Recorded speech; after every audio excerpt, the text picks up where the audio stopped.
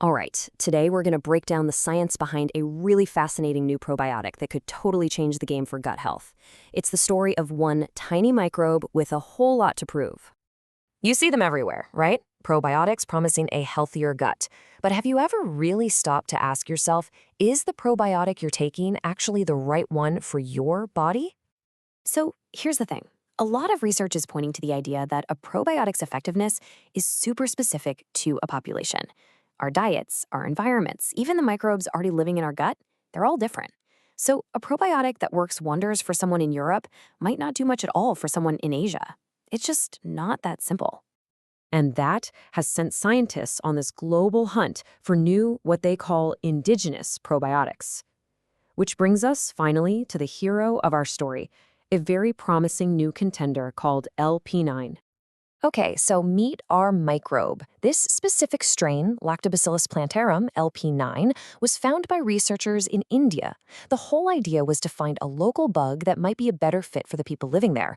But, just finding a microbe isn't enough, not by a long shot.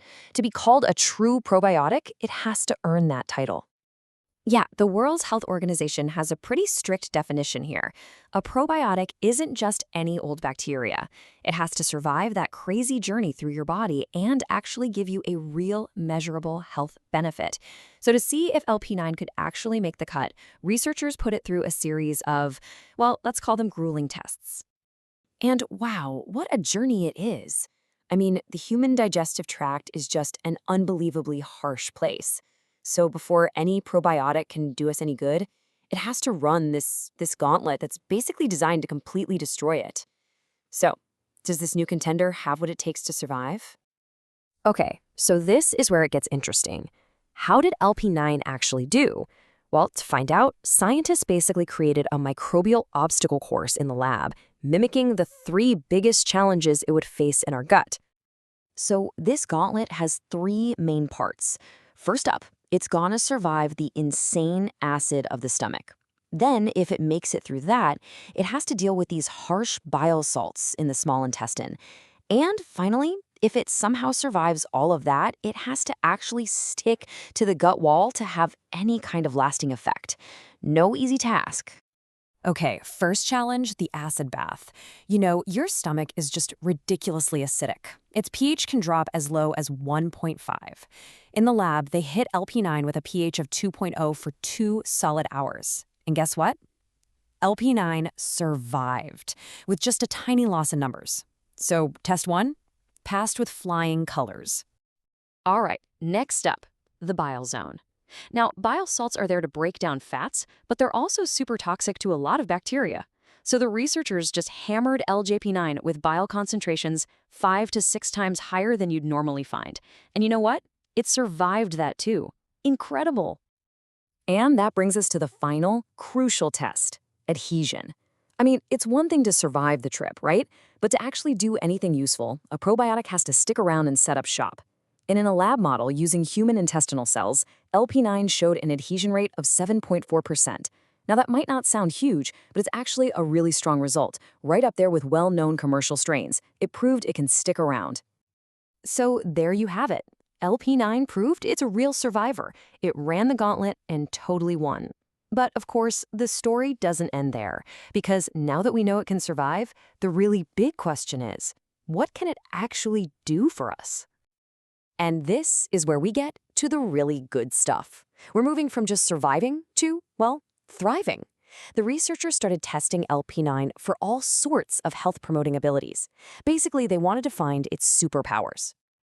They zeroed in on 3 really key areas: its ability to fight off nasty germs, its power as an antioxidant to help protect our cells, and get this, its potential to help lower cholesterol.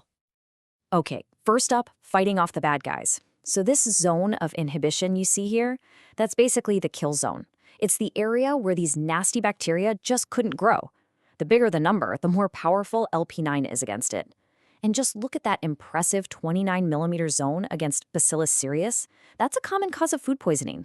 It really held its own against all 5 of these pathogens. Next up, it's antioxidant power. So our bodies are in this constant battle with these damaging things called free radicals. Antioxidants are like our little bodyguards. And what you're seeing here is how Lp9 compares to two other well-known probiotic strains. And wow, it was way faster at mopping up those free radicals, meaning it's much better at protecting our cells from damage. And finally, let's talk about cholesterol. This is fascinating. This actually connects right back to how tough Lp9 was in the bile zone. See, it turns out Lp9 isn't just good at surviving bile, it's great at breaking it down. And since our bodies have to use cholesterol to make bile, when Lp9 breaks it down, our body has to pull more cholesterol out of our blood to make new bile.